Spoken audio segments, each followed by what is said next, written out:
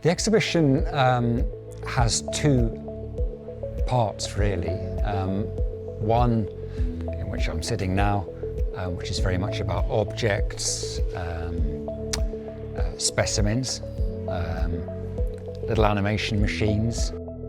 This contrasts with what is on display in the Futures Gallery, which is an immersive experience, which is very much about movement and colour and sound.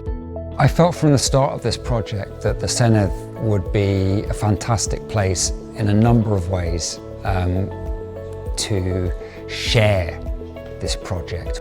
The Senedd is where so many of the decisions that affect our day-to-day lives are taken.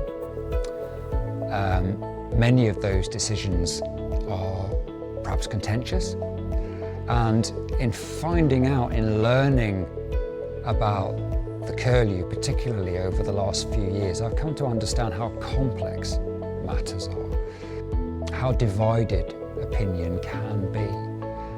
And so what we have to find is not the perfect solution, because that doesn't exist, because everyone has a different opinion.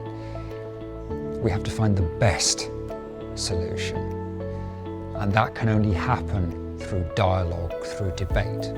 Art has always been a great way, it has been sometimes the way, to enable conversation.